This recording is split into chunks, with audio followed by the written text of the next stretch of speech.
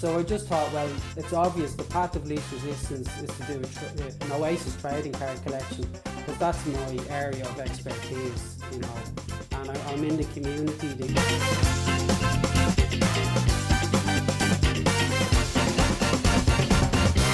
Ladies and gentlemen, it's time again, another Das Hobby episode. We skipped last week. Sorry for that.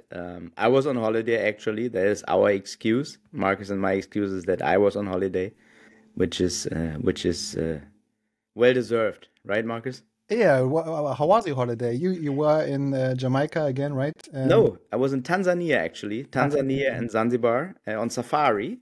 Part of it, and the other part was island chilling on Zanzibar. It was pretty amazing. I don't want to go into detail, but I'm a big fan of zebras now and wildebeest, which is like the German gnu. And Marcus, let me tell you something that I learned on safari. Wildebeest and zebras, they travel together because they have a skill that the other doesn't have. So the wildebeest has a very good sense of smelling, but they cannot remember the good spots where to get water and all of that. That's why they travel with the zebras, because zebras have a great memory. That's how they team up, like you and me. What I want to say is remind me on our podcast, right? Yes, that's wonderful. Who's the zebra? You or me? That's a secret. But okay, enough of animals and of us.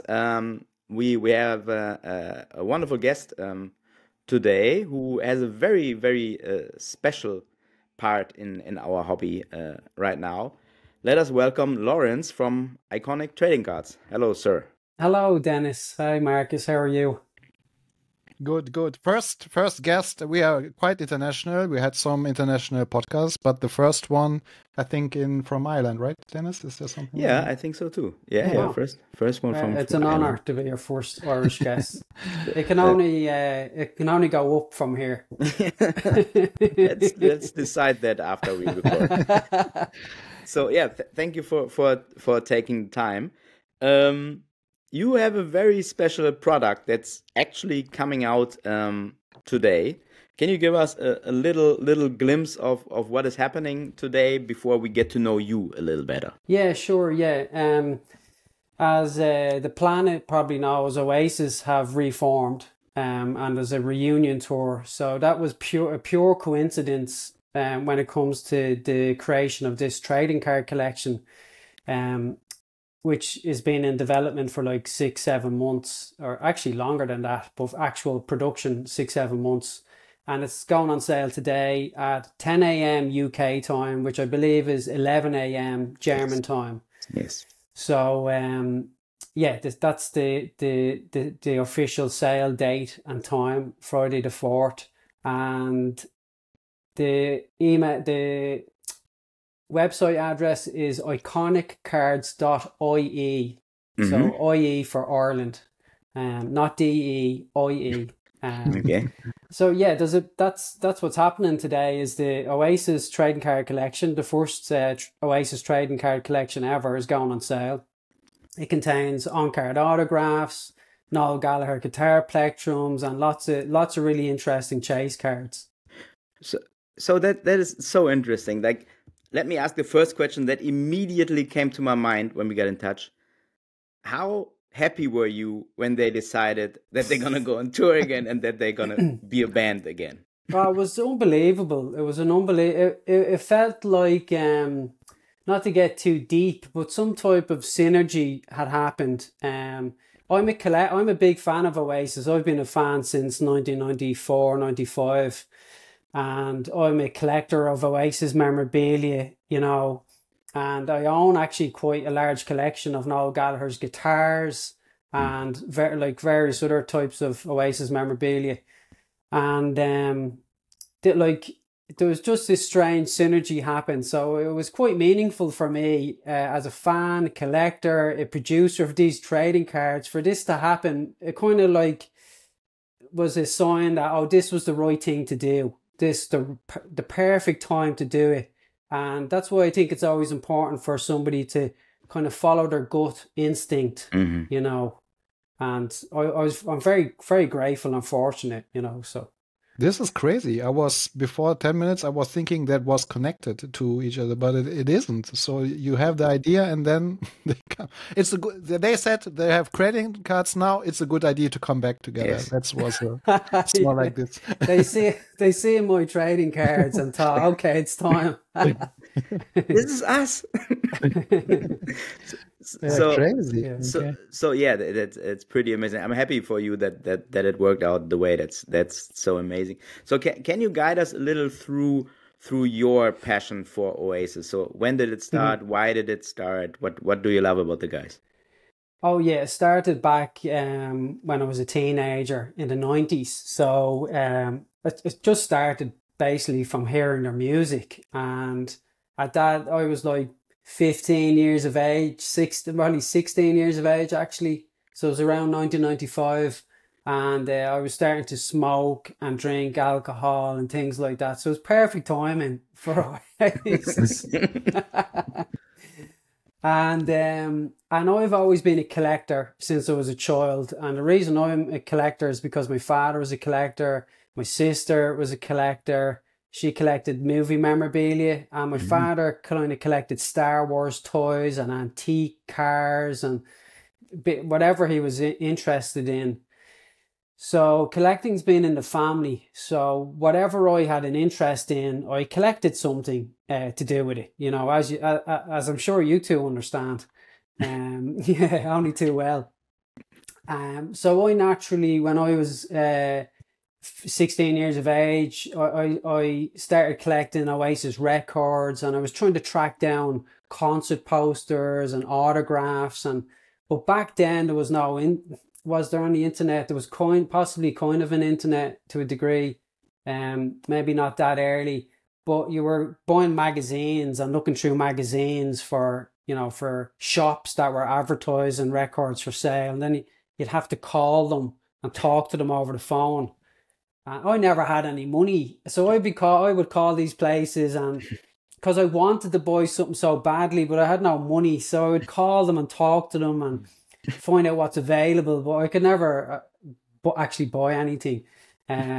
So that's what happened, like in the early days of Oasis back in 1995, 96.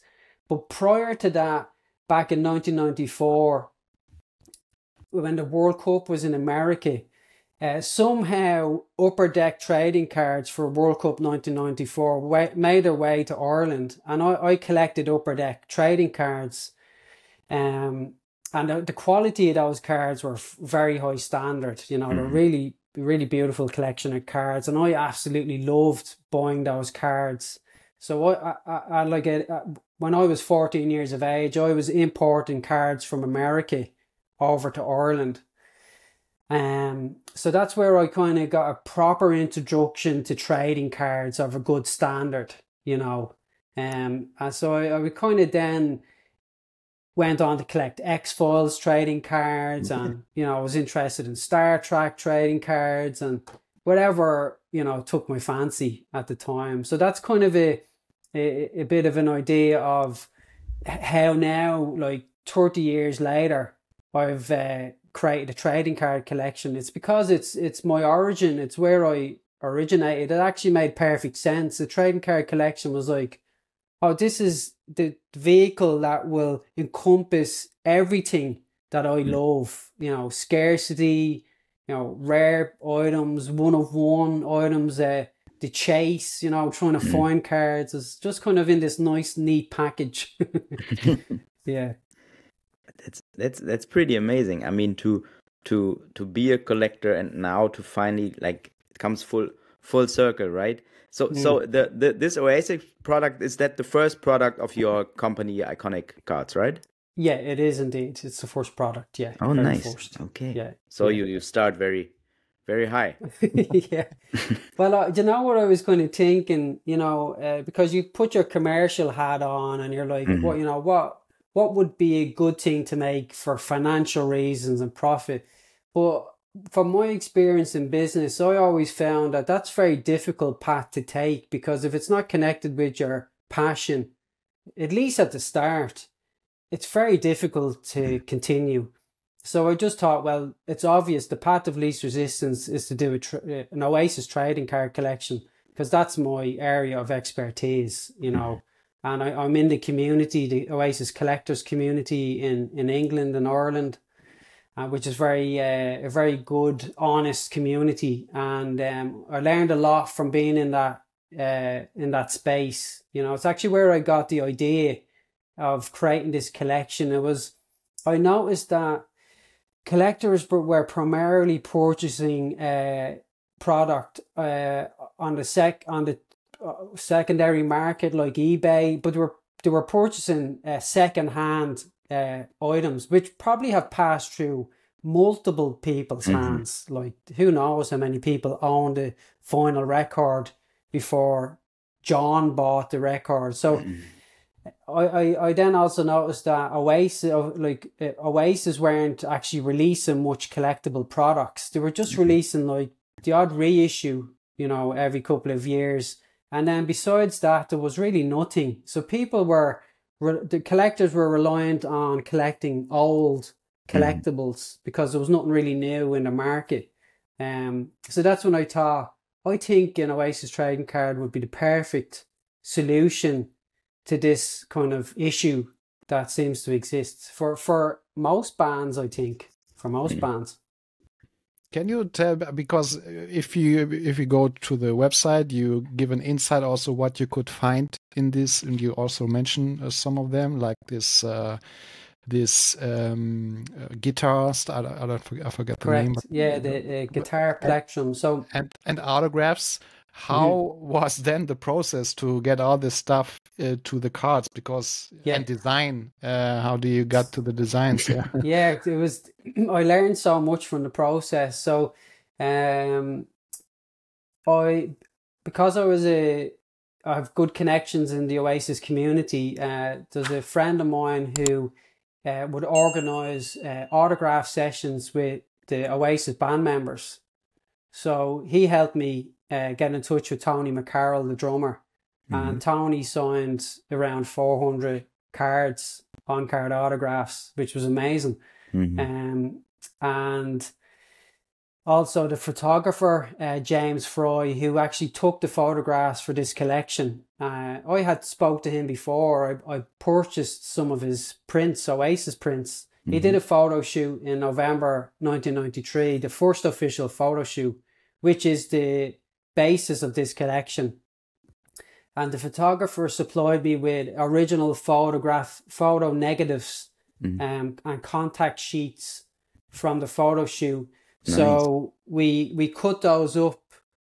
Actually, coincidentally, each of the contact sheet photographs were numbered 1 to 36. So I've created a serial numbered collection of 36 cards with the original contact photo embedded into the card, and the serial number matches the serial number on the Kodak. Amazing. So I thought that's a cool little detail. It's so amazing detail. Yeah. So nice. Yeah, that's what I wanted to ask. Like the rights, like of course, like licensing and all of that stuff. So you got the picture rights from the photographer. Exactly. Mainly? I got the picture rights with the photographer, and like with the first collection, I was kind of saying to myself, I just need to get the experience of making a collection. So it's difficult to kind of to go down the official license route when you have no experience. It's hard to do a deal with somebody when you don't kind of know what you're talking about. So I thought I needed to have at least one trading card collection done. So then I can go and say, look, I can be confident about what I'm talking about. I know all the financial details. I know how much it costs to produce. So yeah, I did a deal with James Fry, the photographer, who was really he didn't really understand trading cards. So he called me and he was like, "What is a trading card?" So I had to explain it to him. But he's a very creative person, so he was like, "Okay, yeah, I get it." And then I was trying to explain to him about I suggested the contact sheets and the transparencies. And he was like, "What do you want them for?" So I explained, I cut them up. And then he was like, yeah, that's fine. And he was really accommodating. Cool. Very accommodating. Yeah. That's amazing. So it's also such a creative way. So, but are you that person like who has an idea and then okay, I go for it. I execute the idea. Is your in Yeah, your I would be. DNA? Yeah, I would be. Yeah, yeah, I would be. For sure. Look, and you probably often hear people saying like fail fast, that kind of thing. But it's not always easy to fail fast. Mm. Sometimes it takes time. Yeah, to fail So slow. fail slow, exactly. So yeah, I started up. I have another business called Rock Solid Investments where I Hmm. specialize in very rare music memorabilia, like Hmm. guitars owned by famous artists, costumes owned and worn by famous musicians. So this type of kind of memorabilia is in my wheelhouse. Okay. So when I was looking at like sports trading cards with match worn Hmm. jersey patches, I was like, oh, well, I can track down musicians' clothing. That's what I do, you know. Hmm. So I had a kind of skill set or some resources on my own that I could apply to the trading card world, you know. Nice. Yeah.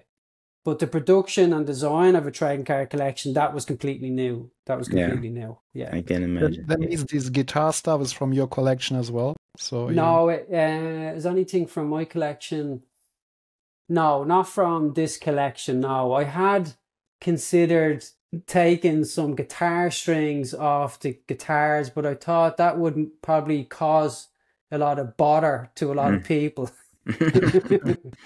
That I took something off an important guitar, so I decided not to do that. Yeah, Okay. yeah. That's so amazing. I was always thinking about it. Like if you do trading cards with like musicians or bands or something, you're really skipping a lot of the problems that you have in the sports world with the league has some rights and TV stations have some Mm. rights and like of course photographers have some rights Hmm. and then the teams have some rights. I think it's like way more complicated than to actually get out a music or band trading card because I Mm. think especially in that day when they started, like I think record companies were not thinking about okay we need to have the rights for the pictures too for everything. Yeah, exactly. Yeah, where the sports world would be a lot more clued in when it comes to the commercial side of Yeah. things. Yeah. No, I agree with you. I think, especially now with Tops and with Fanatics and Tops and Panini, like that market is so well developed, you Mm, know. Whereas there's other markets that aren't as well developed. But the benefit of the sports trading cards is that you have a team that will always exist and the players can change, but you'll always have Manchester United, mm, you'll always have Argentina and Germany. But with a band, that it's different, that there's not a league every year. The band members may change, but there's just slightly different dynamics, which makes it less possibly long term with one mm, band. Like you, mm, you mightn't be able to make an Oasis collection every year for eternity, but you mm. could make a Manchester United collection every year, probably forever. Yeah, mm, So that's that's the true. kind of diff. But then there's enough bands and artists out there and movies to satisfy, like to do for the next project. So I've no worry about what to do next. There's Yeah. plenty of is there something yeah. already in your mind behind Yeah, what there step is would be? indeed. Yeah, I have another piece of synergy happened. I probably can't mention it though, because I'm in talks Mm, with a big licensor, I suppose they're called, and mm. for movies, I'm looking Okay. to do some movie collections as well. So I'm going to try kind of operate in the music, entertainment Nice. world. Yeah, yeah. What do we need to know about the collectors scene in Ireland? Oh gosh, the collector scene in Ireland. Yeah, I suppose it's like it's still at its infancy, I suppose. When you Hmm. compare it to America, or somewhere like that. So and then Ireland is such a small place as well. It would be a smallish community compared to other countries, just due to the population of the country. What's the population in Germany? Was it like 80 million? 80, 82, something like that. Yeah, in Ireland, it's 6 million or something like that. So it's tiny compared, to the rest of the world. So, but there's a great Irish podcast, Soccer Cards United, I think it's called off the top of my head, which I listened to. Two guys, you maybe you've come across them. And so there's a good Irish podcast. So that actually goes a long way to help people know of the Irish trading card community. They actually host a trading card show once a year. But that is actually quite impressive. Their first trading card show was really of a very high standard. I think that's important when you want to kind of make the right impression. So yeah, the trading card community in Ireland is it's healthy, but it just wouldn't be as big as But is it easy to get cards, or do you need to order it from England or somewhere else, or is it there shops where you can go in and buy these upper deck tops cards? Or oh no, there'd be no shops really you could buy anything in person. Not the type of cards that you and I and all deal in. So there wouldn't be any bricks and mortar shops you could walk into. There would be. Those guys, Soccer Cards United, have an online shop. So they'd be one of the main suppliers in Ireland for sports. Yeah. But your cards, you ship international, right? I ship international. Yeah. Not like to every country in the world, but mainly focusing on the UK and Europe. That's what. Yeah, for various reasons, just logistics and. Practicality, customs, import taxes, all that, all that good stuff that we love. Yeah, so I'm trying to make it kind of simple for me for the first collection, because I don't want to overcomplicate it. And then I also want the path of least resistance for collectors who are purchasing, but unfortunately it means that, certain countries I may not be able to deliver to. But what I've told people on my website is to contact me and let me know. And if I get enough people contacting me from a certain place, then I can look into shipping to that country. At the moment, I'm pretty much shipping to the UK and Europe. That's where I'm at, which is quite a big. Of course, and you have it's limited, right? 1,000 boxes you have, or yeah, it's limited to 1,000 boxes. So look, you're kind of throwing something against a blank wall and seeing what's going to stick. How many boxes do you produce at the start? So I was going to produce 500, and then at the last minute, I just thought to myself, I was just like, I think that's just too low of a number to allow any. Like if everybody bought 4 boxes, only a handful of people would get some boxes. So I doubled it, and I thought it's reasonable. It's not a huge number, but it's a decent amount, I think so. Yeah. What do you think? Yeah, I think so as well. And I think I don't know. You are more deep also in the Oasis community. How is that interest for cards that I could? That's a very good question. That is a good question, because I was aware that there's some people who had never really heard of trading cards, and didn't understand the concept. Yeah. So when I sent an email out last week to everybody on the wait list, I have a few thousand people signed up on the wait list. So there's a lot of, and Dennis Dennis was the first person on the wait list. So there's a lot of people on the wait list. I sent the email out, and I said, in the email, I said, if you have any questions, just reply.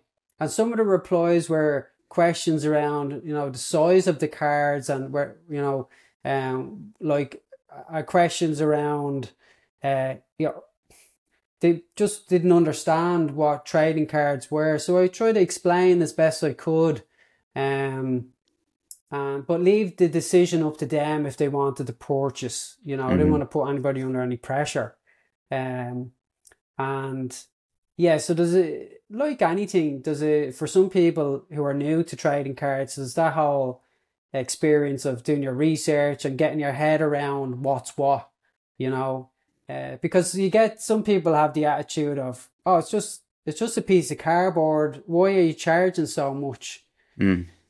But it's not just a piece of cardboard. There's a lot of work goes into designing, doing a deal with the photographer, all the design and all the pieces of memorabilia, and you know, and for me, it goes back to those days when I still do purchase upper deck trading cards, and the standard that they have, just kind of, I wanted to make sure that these were of a very high standard. That was really, really important.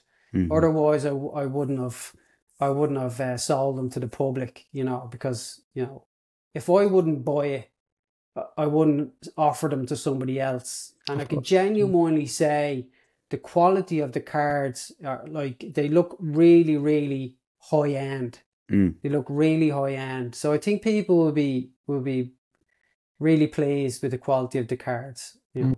That's nice. Yeah. I think what helps also to get more in this, if you don't have connection to card, is this limitation. Because if someone is in the collecting general, they know, okay, it's not I get not all collectibles unlimited.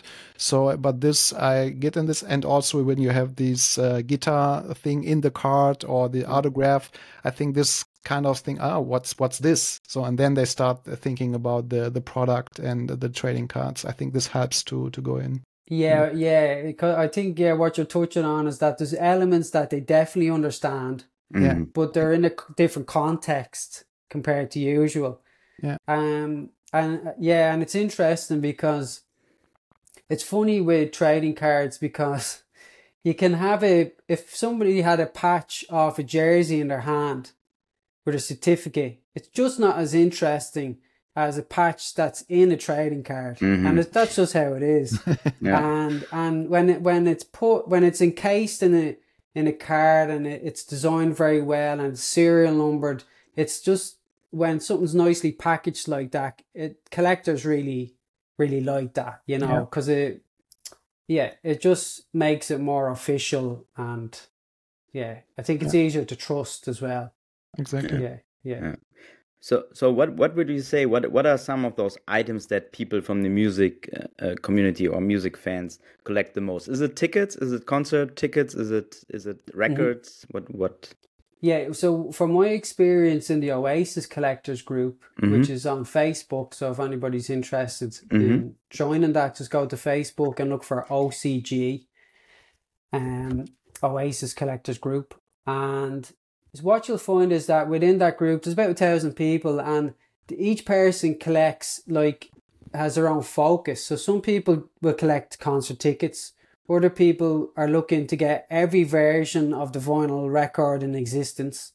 Some people collect CDs, others concert posters, others autographs. And then, of course, everybody collects a bit of everything, you know. But you'll have these different pockets of collectors that collect specific areas.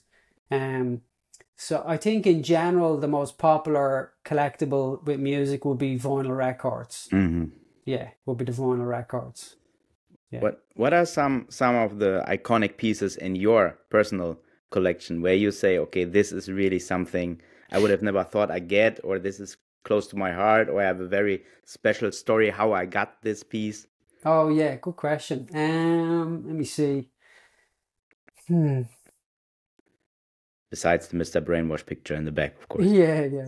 I think for me, the Oasis collection was really important to me, because when I was younger, I couldn't afford to buy those things. And I was only looking for concert posters or records. I didn't have the money.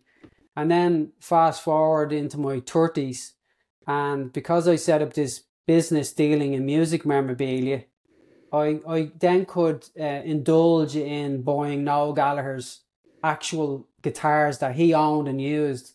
And I managed to get a hold of pretty much all of the guitars Noel used to record Oasis's first album, Definitely Maybe. So and I actually sold them recently. I sold them at an auction. I sold them at an auction. So they were my most prized possessions.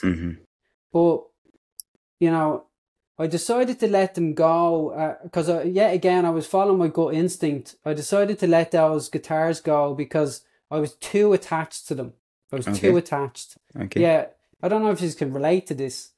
And I wanted to detach some of that attachment because put it into my trading card business that I created. And the guitars did sell at the auction, and the trading card business is about to launch. You know, it's launched already today. Yeah. Now it's launched. Now it's launched. So I did get a sense of relief of letting those collectibles go and now becoming a producer of collectibles. So I think that was the transition that's just after happening from collector to producer, you know. So and that feels really good. It feels really good.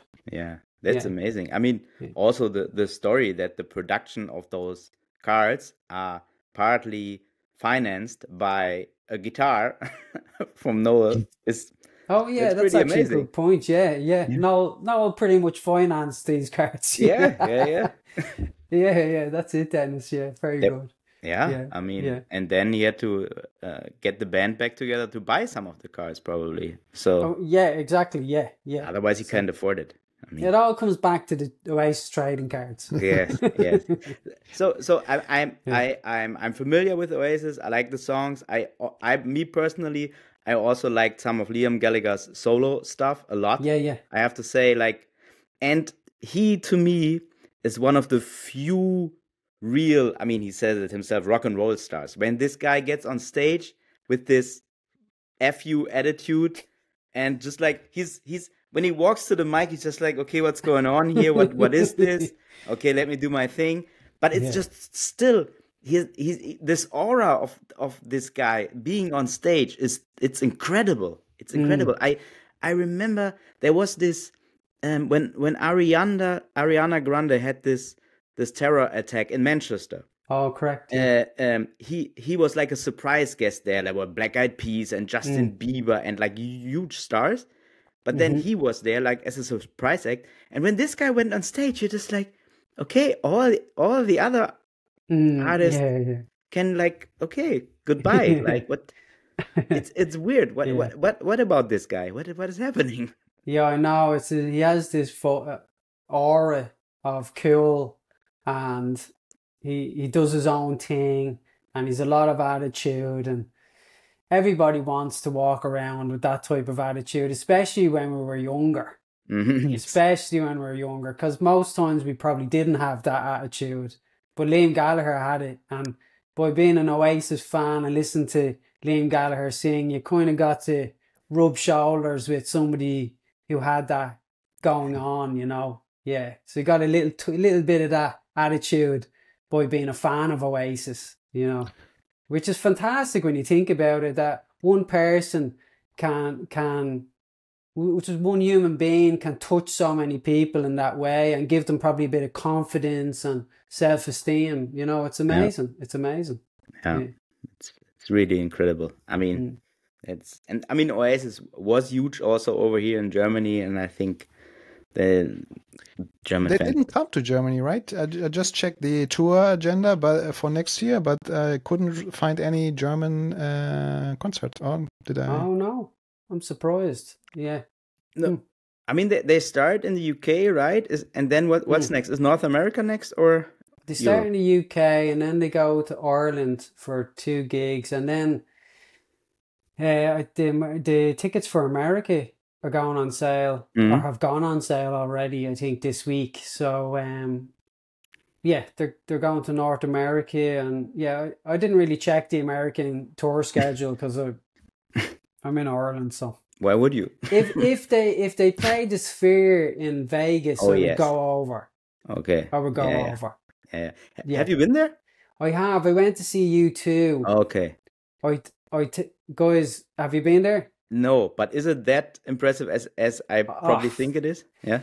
It's like it's like being in the future. It's like you're like, oh, actually, now when like technology comes out and it's it doesn't quite hit the mark. This is like unbelievable. It's nothing you've ever experienced in your life. I went to see you too. So I would highly recommend, if there's a band that you like that are playing in the sphere, to go and have that experience. It's really, really good. Yeah. Yeah. I mean, everything I saw about it online, I was like, if this is only a quarter of what I think it is, that's more than enough. Yeah. Okay. It's absolutely amazing. Yeah. That's nice. Yeah. That's incredible, man. It's such a wonderful story. I just want to ask one question, last question about the when you have this collectible stuff from Oasis. Is there any authentication service they use usually, or is it also like GSA in USA, or how is it then working? For which parts? Sorry? For which parts exactly? For like guitar stuff, for example. Music memorabilia for in general. music memorabilia. Not really for unique pieces. There's not really any, like I've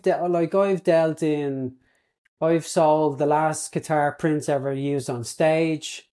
I've sold I'm just about to sell one of John Lennon's guitars that he used in Austria back in 1965. And there's no company on the planet who authenticates those types of pieces. Okay.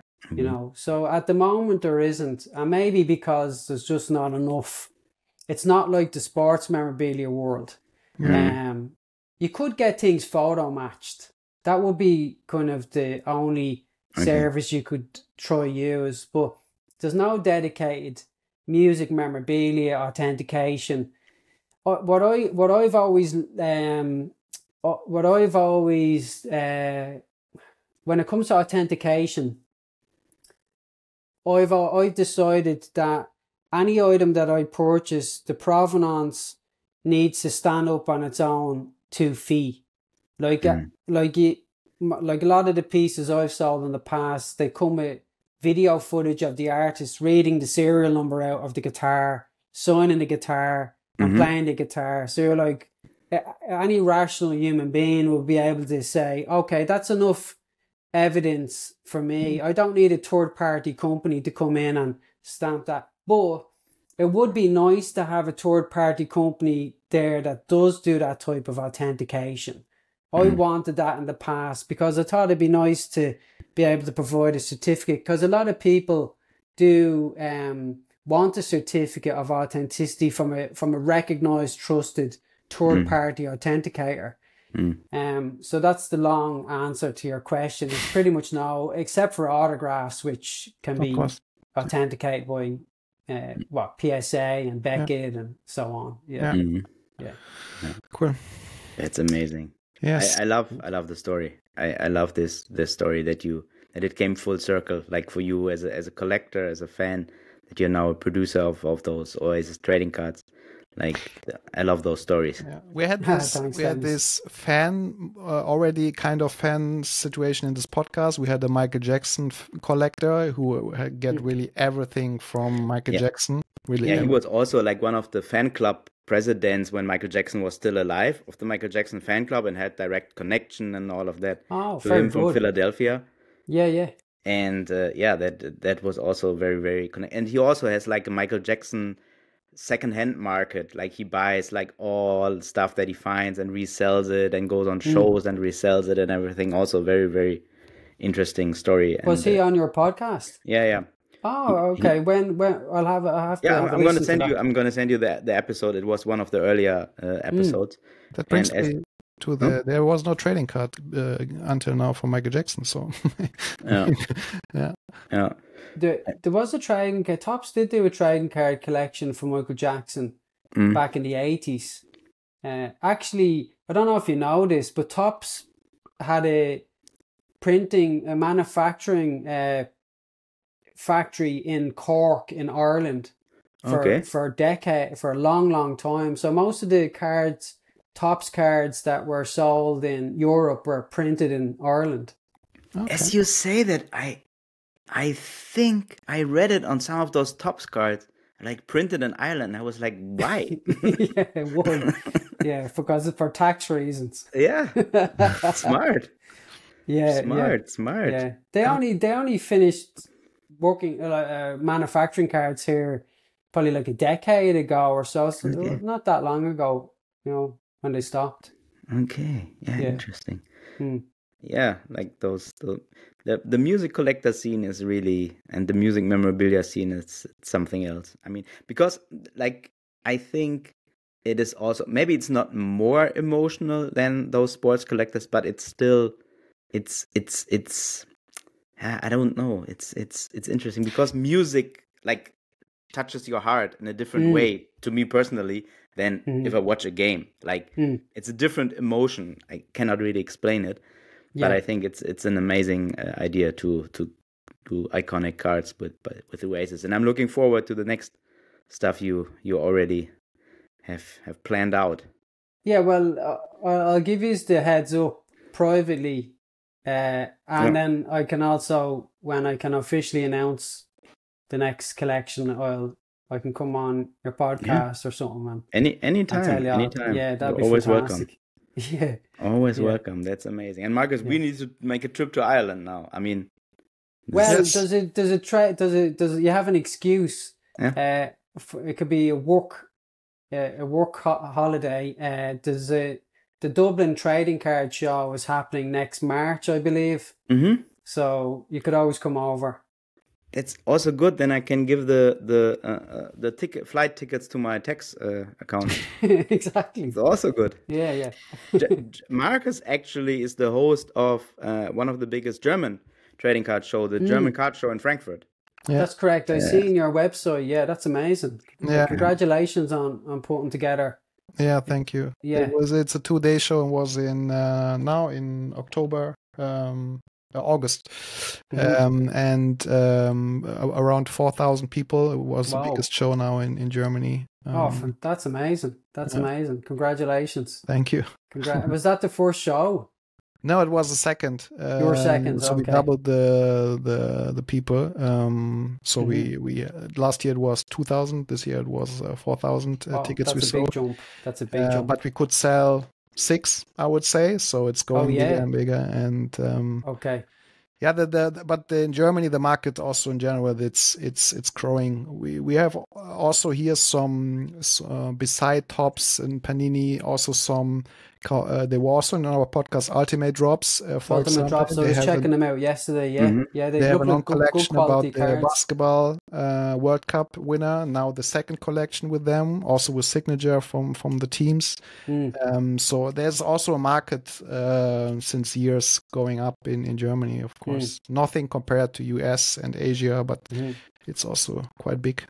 Yeah. I suppose basketball would have been bigger in Germany than a lot of other places, so that makes sense. Would have been you have some experience with trading cards because the American influence of basketball.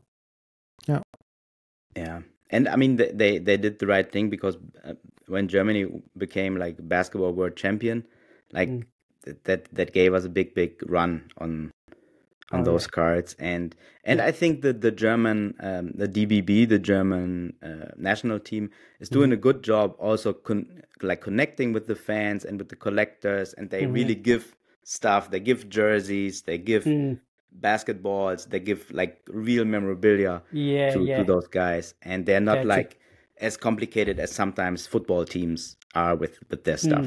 So you can kind of get closer to them. Yeah. Nothing against you, Marcus. Don't take it personal. That's right. I give everything. Amazing. So, guys, just to sum it up, you have all the links in the show notes that you need to have about Laurence and his company, Iconic Cards. Oasis drop is out now.